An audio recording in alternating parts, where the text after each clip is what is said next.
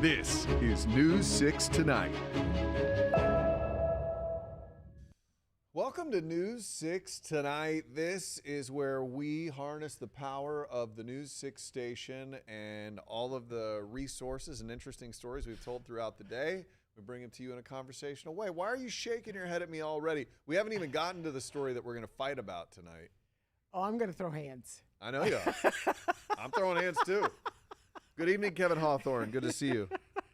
I'm ready. Oh, my gosh. That's also Matt Austin. I'm Ginger Gadsden. Thank you so much for joining us. The beginning of a brand new week. I love Mondays sometimes because you can't, whatever happened last week, guess what? Put it behind you, huh? Put it behind you. That's every day, though. Every day you get to start anew. I really appreciate that. I agree. But something we have brought into this week that we Have ended continued from last week, school threats. And it is a big deal. And we ended the week last week. It was almost every day, like at least 3 days in a row, we had threats to different schools in the community. And of course, law enforcement, they take that very seriously. You have to. My heart just aches for parents who get either a text message or a text from their kid saying something's going on at school, because your heart just sinks. It sinks because you're like, what is going on? Right.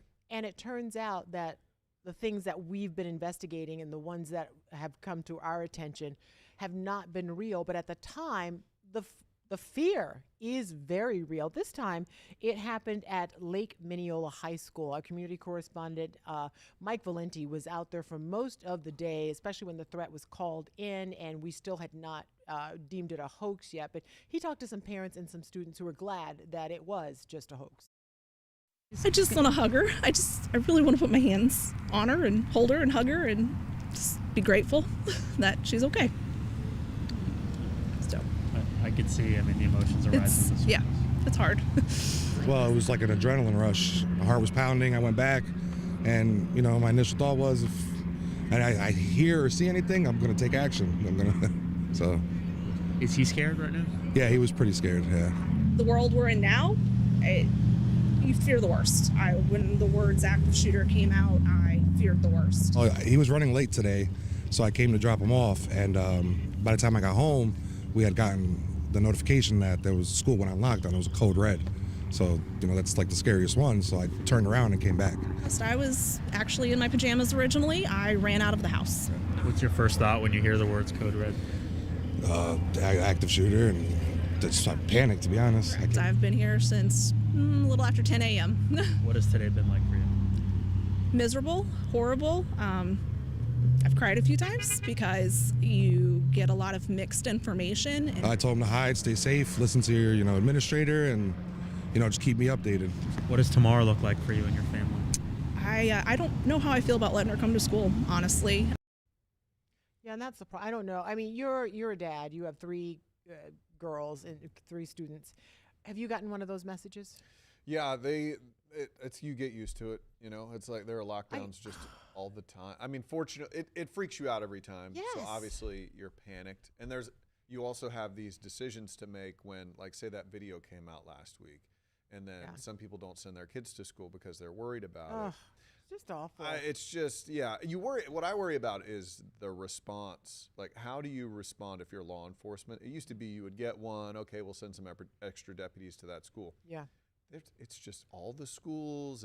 I mean, and that's what it seems And like. I think Uvalde changed the way that people respond to that. You have to take each one of those threats. There's a trial going on right now in Corpus Christi because of the way officers responded in Uvalde.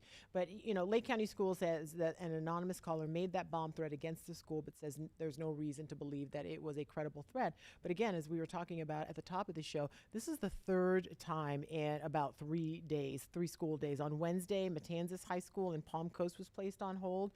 The sheriff's office looked into the potential presence of modified fireworks, which we thought was so weird, near the campus. No arrests were made in that one. Then on Thursday, Lake Brantley High School in Altamont Springs was put on a code red because of a tip of a possible threat at nearby Forest City Elementary, at a nearby school. And nearby Forest Elementary was also under a code red, which is what you hate to, you just don't want to have to say to your kid, hide. Yeah. Golly, how do you hate the learn after idea. that? Yeah. How do you learn after that? No, you hate the idea of when what was it, the 50s? When kids would go under their desks for nuclear. For a nuclear well, bomb threat. Yeah. Now they lock the doors and they hide in a corner in case These a are shooter conversations we have in our editorial meetings too. And one of my questions was, we've been getting almost one a day averaging, it seems like, for the past week or several days. I don't want it to become white noise for people at home and not pay attention to these things, because each one is serious and real, and you face consequences if they find out who you are. Yeah. for Oh, doing big that. consequences. Yeah. You can go to real big boy jail for that sort Correct. of thing. But it does seem like a lot of these don't have a lot of intention behind them. It seems like they are kids trying to get out of school. I know, And but they're who's going to coming be the back one from to say, break "Oh, and- this one doesn't mean anything, so let's just carry on"? You with our can't. day." You. That's the hard thing for law enforcement. They can't say, "Oh, well, this one probably." You're probably going to No. be fine. They have to Yeah. adjust somehow. For everyone. All right, let's talk about a wild chase in Marion County. This might be my favorite story This is today, definitely video-wise. the craziest one. So this one, it ends in some tears. Mm. Okay, there was a motorcycle chase. Which I've never seen one of. I've never paid attention to one of these before. Yeah. So I've seen them chase a motorcycle. I've never seen a motorcycle cop Chase a chasing motorcycle, yeah. another motorcycle, which is what happens in this case. And it ends in alligator tears. I mean, wailing. I mean, you've never heard my children when they were 4 didn't cry the way this guy cries when he gets caught. So let's take a listen to some of this chase here.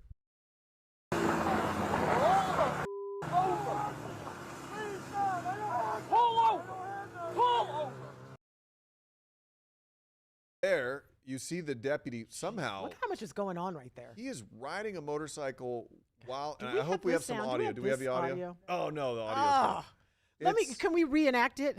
Go ahead, Ginger. What did he sound like? Wah, wah. It was awful. I'm like, what's happening? I know. And the cop at one point gets tired of it and he goes, dude, he Stop uses a cuss crying. word. He's like, stop crying. You did this to yourself. So what happened was this guy was on his own motorcycle. He runs through the cones in what the deputies thought was kind of a dangerous way, the construction cones or cones, construction area. And the cop was right there. The deputy, he chases him down on the motorcycle. The guy will not stop, keeps going. He ends up chucking cocaine, meth, and a gun all off the motorcycle as he's running from the deputies in this chase.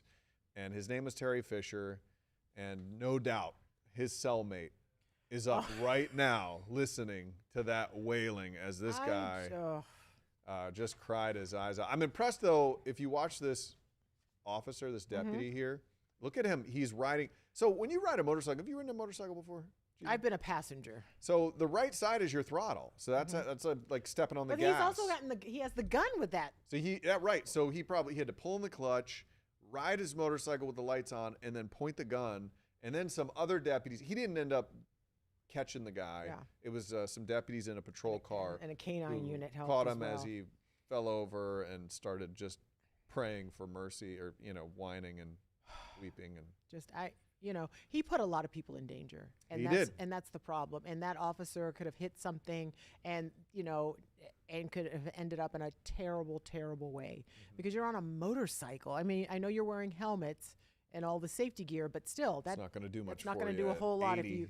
Yeah, exactly. And going through those construction zones, the fines are doubled, and they tell you slow down. Those men and women are just trying to do their jobs, and you can't get go home. blasting through there. All right, another story that we want to talk about. Our investigators do such great work, and I love when there's a good follow-up. Our investigator, Lewis Bolden, did a story on a family who lost thousands of dollars. They were going to get a new roof. The company that was doing the roof took their insurance check, but they did not get a roof at all. And a roof is not cheap, right? And you need a roof for your house. I'll just go on the record All of in these saying statements that are true. remain true. Are true. It just makes me so upset. But there was another roofing company who saw Lewis's story and said, this is why we get a bad reputation. And this is not how we are. This is not how we operate. Don't paint us all with this broad brush. And they said, we want to help this family. Here's Lewis Bolden's story. The sound of construction.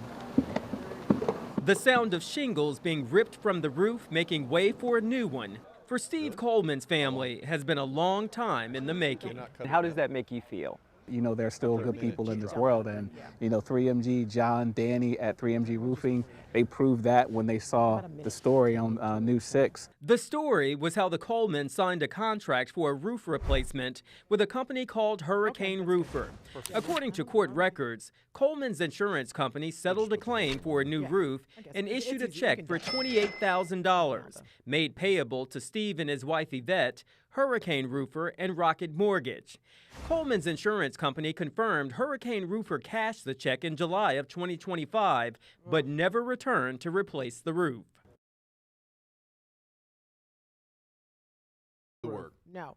But the other roofing company, they are just, what delightful people to say that. And I want to say the name. It's John Hagan, who's the sales manager with 3M Roofing and Solar. And they just want people to know that you can trust people who do that job. It's not a one-off because there are a lot, we report on stories like this all the time, but it's not all of them. And it's like saying, oh, all journalists aren't honest or, fake news or whatever. You paint everyone with a broad brush. Right. You don't want that. So thank goodness. Now the Colemans have not received a dime back yet from the insurance company that cashed their check. They're still From out of the all roofing that money. company? From the roofing company Yeah. who cashed their And insurance that's a big check. house that we're looking It's a lot at of right roof. there. A lot of Yeah, roof we're that's looking not, at. And Lewis called and townhouse, so- texted the original roofer who took the money but did not get a response. Okay, good to know. Another good investigation by him. Yeah. We're going to fight after the break. Ginger and I stick around because there was a press Do y'all see conference these hands? They're after about the Jags game. not afraid to use them. I'm going to go up to HR after this. Press conference with a journalist asking a question. Was it appropriate? That's the question we're asking. She didn't ask a question. After the break. Get it right. Right. That's the problem.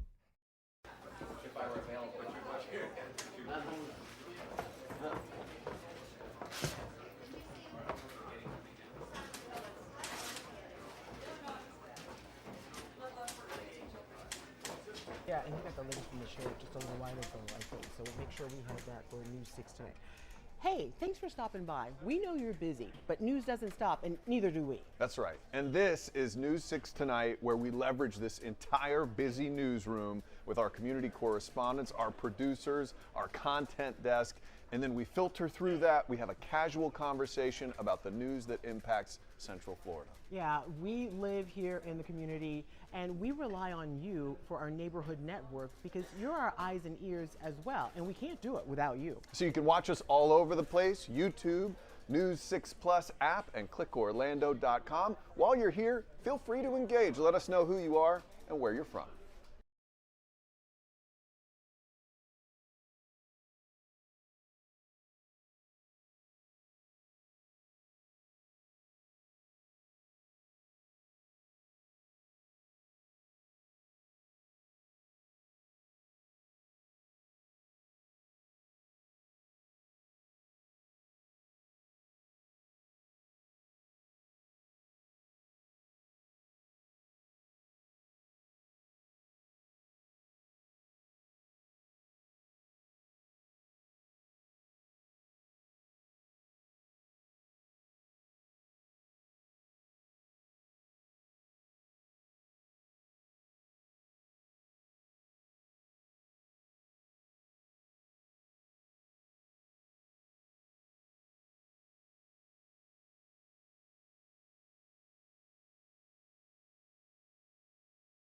And that's why I'm right. Welcome back to News 6 tonight.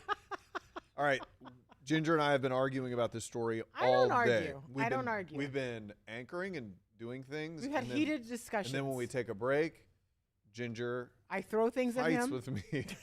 That's because we're good friends. So there was this press conference after the Jaguars game. Jags had an amazing season. Everybody can agree on that. Mm-hmm. They lost to the Buffalo Bills. And then during the press conference, coach was getting asked some tough Okay. questions. Yeah. And then a journalist Mhm. asked this. I want to play it for you before we say our opinions. Go ahead.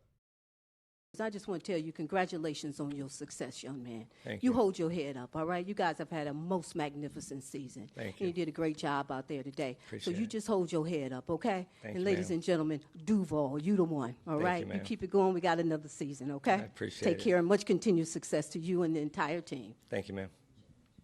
All right, so I would have thought watching this press conference that, a fan got a hold of the mic or something, or somebody's family member. You are so ridiculous But with that that statement. was a. You thought that a was- fan all got right, into this just press let me conference. say my piece here. But that was Jacksonville Free Press reporter Lynn Jones Turpin, and I don't want to talk bad about any other journalists or You shouldn't. besmirch anyone's name. She seems lovely. I've seen Okay. interviews with her on this very topic, but. I do hold an opinion as a journalist that if you're in a press conference and your job is to be asking questions, holding people accountable, I think that is what she should do. I don't think your job is to get up and you don't get your 20, 30 seconds to just say whatever the hell you want. She decided that she was going to say, hey, you're great, good job, hold your head up high. And she didn't ask a question. All the other reporters were. What did you probably want her saying- to ask that had not been asked already? I she didn't was hear not, the whole press She wasn't the conference. first person to say anything, and everyone had already said, "Hey, what happened out there, coach?" And you can only answer that question so many times. You know what happened? They lost. Well, that's not the only question. No, there are That's- good I mean, journalists out there who no. say, hey, on that fourth down play, should you have Correct. done this? Why did you play this defense against Josh Allen? Yeah. There were real good questions And to at this point, you've already gotten all the answers you're going to get. He's not going to then go, you know what, that first question about what went wrong, I have a new answer now. He's not going to change his mind about what went wrong. We already saw what went wrong. I would have a problem with her statement if they had a game coming up this Sunday and then they lost and you're trying. It's like, no, you've got to get ready for the next game, figure out how this doesn't happen again. But this guy, first year as a head coach, did a great job, won 9 games this season. And it was an incredible season. It made a lot of people in Jacksonville and beyond very happy this season. And so for people to act like all of a sudden, how dare you encourage this man who brought so much joy to people? Because sports do bring joy to people, right? I don't think that's the argument is that you can't bring joy to this man. I think the argument is, hey, you're a journalist. Yeah. You're supposed to ask the questions people want to ask, and she just took it upon herself. She remains a journalist and a good person, I think, for I'm recognizing. sure she's a good person. And if for me, the problem the thing that I loved most about this is that you could see that and I know he makes a gazillion dollars. I understand. Yeah, he's doing just fine. I understand. I don't think he needs. I know, but money life isn't always coach. the answer. And winning, and it isn't always about winning. It's about the humanity of people, and that's what sports is supposed to bring out in people, the best in you. We saw the worst in some of the people on social media today when they just lambasted this woman for saying something kind to this guy. No, that's terrible. Just- And I it don't is. I don't It sign off is. on any of that. No. All I'm saying is, as a journalist, I think when it's your time to be in a press conference, I would think this. What about as a human being? As a similar way, I'm not. We have jobs to do while we're here. There are plenty of stories where I'd love to say, this guy sucks and he's terrible, or that and our jobs are our jobs, and that's what we sign up for. You know what? If this were the first thing said at that news conference or that press conference, then it's a different situation. But it had gone on, and people had already they asked the same question in many different ways. And the fact that his face and demeanor shifted. This is a human person. I don't care how much money you make. You still have feelings. You Right, still no, have feelings. he does, and but- he felt but terrible. He feels like he let his team and city down. But I've heard this. Duval, Oh my gosh. I'm done. But I've heard. No, you're not, because you're going to keep talking over me. I've heard this said so many times today, like, oh, he was so. Oh my gosh, this guy's fine. This guy is he's making a ton of money. He bosses. He has people around him all day telling him how great he is, how wonderful he is, and yes, coach, great job. You know what? You Yes, go sir. home and hug your money tonight. I'm Go just. on. I don't know. just- I don't even know what that means. I don't have. You're making it seem like this man making a lot of money. I didn't it say makes money. up- I said you- all the people around him sit around and tell You him said how he's wonderful fine. he is. He's He fine. is He makes the a lot of head money. I of don't know this thousands of guy. people in that organization. I don't think he needs journalists to jump on the train of being like, "Oh, it's okay. You're wonderful." Nobody said Good job. that. Yeah. All right. You want to move on? I don't actually. I'm hot right now. I know okay. you are. I can feel the heat emanating off that I'm sorry. motorcycle jacket over there. All right, we got to switch gears and talk about Oh, the poll. sorry. We forgot about the Oh, poll. we forgot about the poll. Matt, here's the poll. 81% of the people say, "Do you think? Can we do just you think move a past reporter's this poll? encouraging exchange with the Jags head coach was appropriate?" 81% said yes. End of story. That's it. It's not about winning or Ginger's losing, right. Matt, but I won. Okay. So moving on to a sad story that's happening at Lake Eola. We've got the bird flu Yep. killing a lot of birds. And last week we thought it was like a dozen, but now it's like doubled that because 6 more birds have died over the weekend. And there's now a petition going around that people can sign to save the swans and to make sure that they have all the things that they need to thrive at Lake Eola. But they're already doing a lot of the things right, and there's nothing you can do. It's the bird flu. It happens, and this is not the first time it's happened. But the outbreak has really, killed all those swans and another 6 wild birds. They have died during this outbreak. But those birds are the symbol of the city, and we want to protect them. And that's, go to clickorlando.com to see that petition, and you can make sure that they Interesting. do all the right People things to trying protect to them. basically say the city should be looking after them more Yeah. closely. And you do. You go to Lake Eola, you see the lake, the water looks a little gross, but that water doesn't give you bird flu. No, that's not how they got it. So, anyway, save the birds. Yeah, make it look good. Why not? All right, let's get over to meteorologist Jonathan Kegas. He is our weather guy, and I know you probably woke Hello. up this morning and thought, "Oh, okay, all right, this feels a little different." We knew it was coming because after that, I could feel the front move through yesterday. The rain came, the front moved through, and it was like burr. I woke up this morning actually and wanted to know what you guys thought about that press conference. Jonathan, was, please, Don't please, bring no, it up please, again. No, the show's not long enough. Just Jonathan? What did do you you think, there was a Kegas? problem? I was popping the popcorn back here. I'm like, this is cinema. It's hot weather tonight. Like this is fantastic. Please, if you were to vote in the poll, yes or no, was it an Oh, appropriate gosh. thing to say? So it's gonna be cold tonight. Oh, Jonathan. Smart man. That's a smart man right there. No, actually, it's a little chilly. Yeah, no, you guys said it before. Look, my face is turning beet red. I just need to shut up and keep moving on. Tables have turned. So the big cold front. So today was just like a morsel of the appetizer. Like if you were to share your appetizer with your friends, the main course is coming Thursday.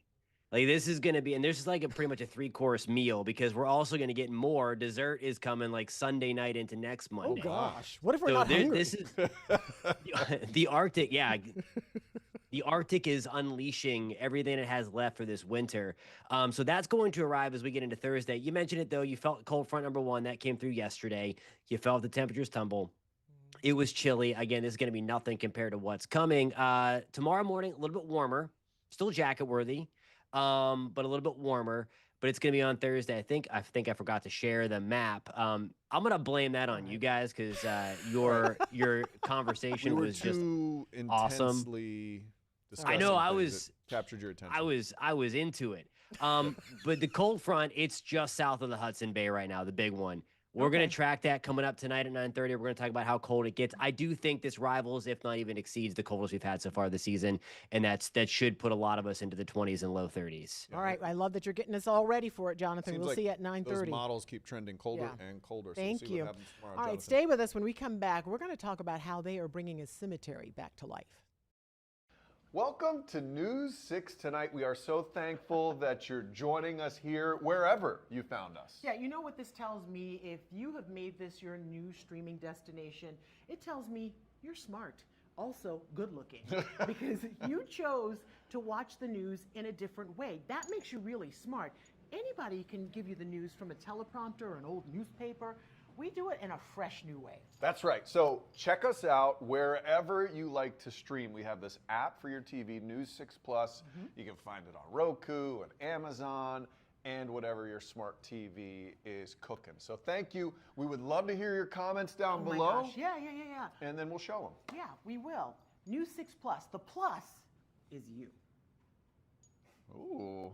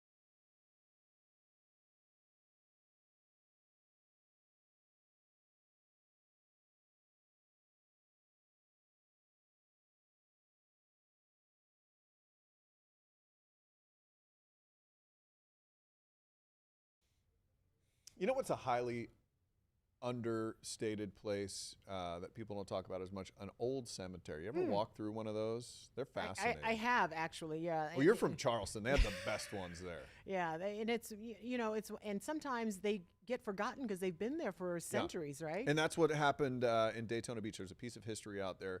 Jarrell Baker tells us about a community who's gotten together, and he covered that today and spoke with some folks who were out there helping to make this look good again. Here are some of the people he spoke with.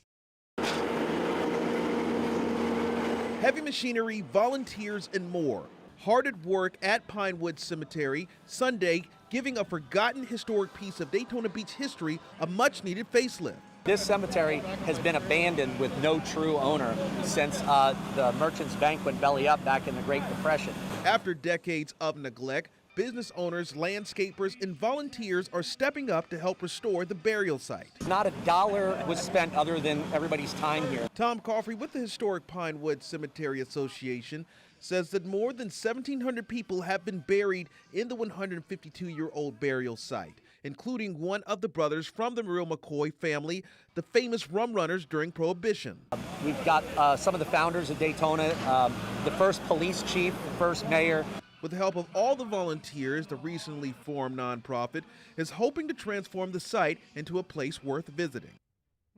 You know, I love this because so many times we're expecting the government or the county to do something. They just did it. You can go out there and just do it. Oh, there's one of my sisters, Estella. Hi, Stella. Thank you for watching. Have yourself a great night. Thanks for watching. We'll see you tomorrow. Bye.